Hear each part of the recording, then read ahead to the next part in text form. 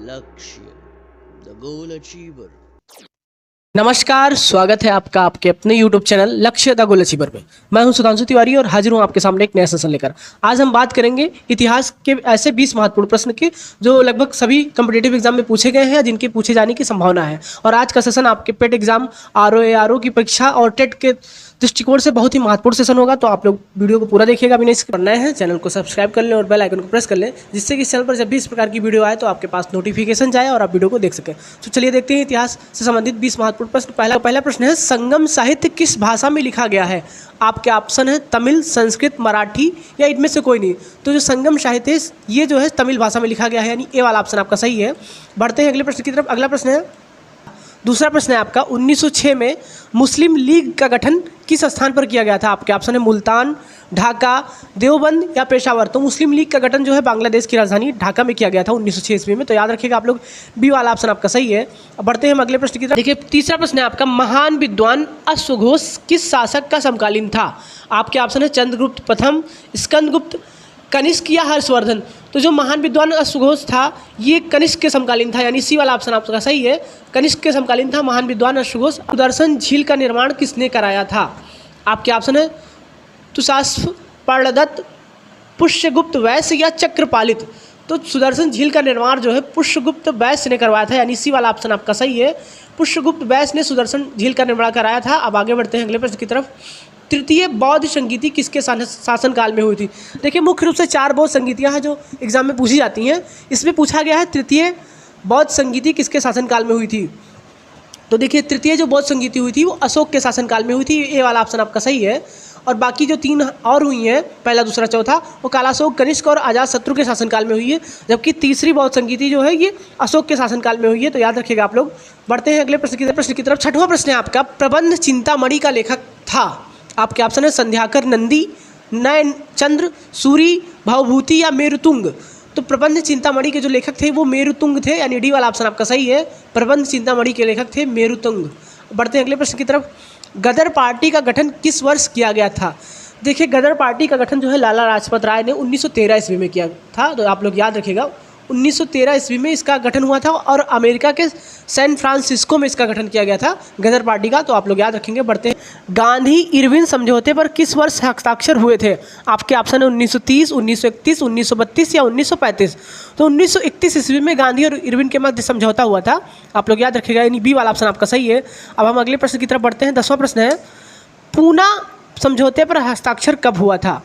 आपके ऑप्शन है 23 अक्टूबर 1930, 24 सितंबर 1931, 24 सितंबर 1932 या 24 सितंबर 1933।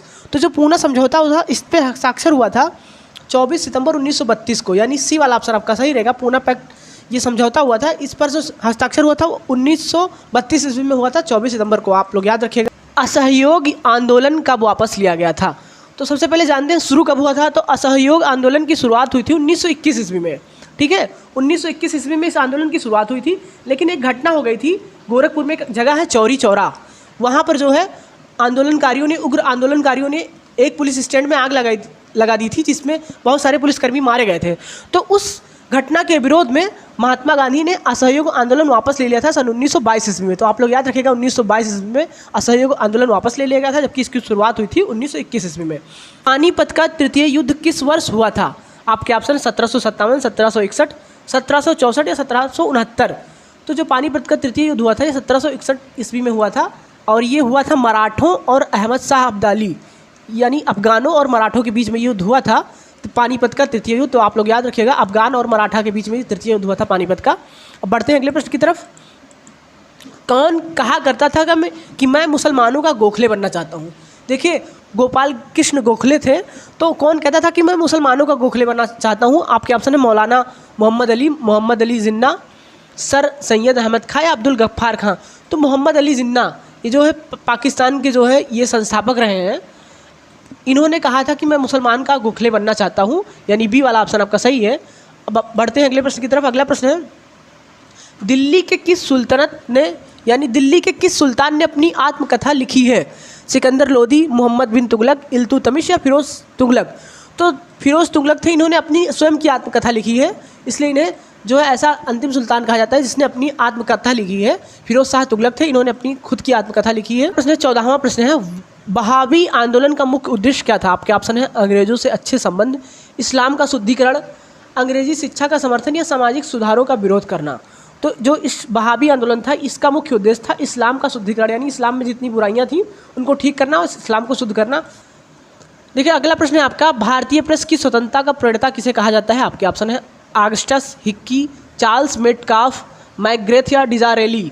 तो जो भारतीय प्रेस की स्वतंत्रता के प्रणेता हैं ये हैं चार्ल्स मेटकाफ। ये इन्हें कहा जाता है, इनकी वजह से जो है भारतीय मीडिया जो है स्वतंत्र है।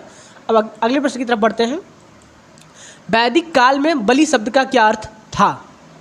यानी इसका बलि का क्या शब्द का अर्थ क्या है?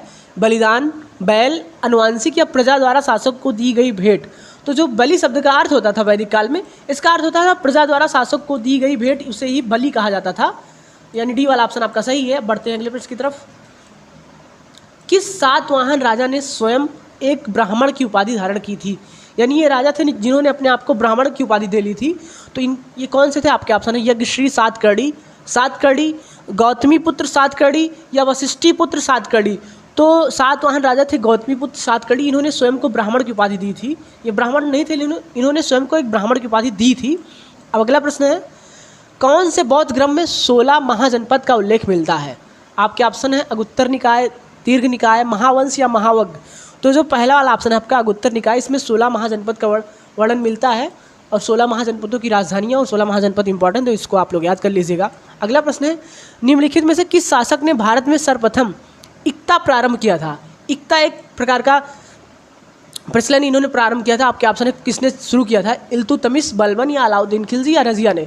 तो इल्तुतमिश ने जो है प्रारंभ किया था इक्ता, यानी ए वाला ऑप्शन आपका सही है। अब प्रश्न है आपका, बुलंद दरवाजा किसके द्वारा बनवाया गया था? आपके ऑप्शन है अकबर, शाहजहां, जहांगीर या बाबर।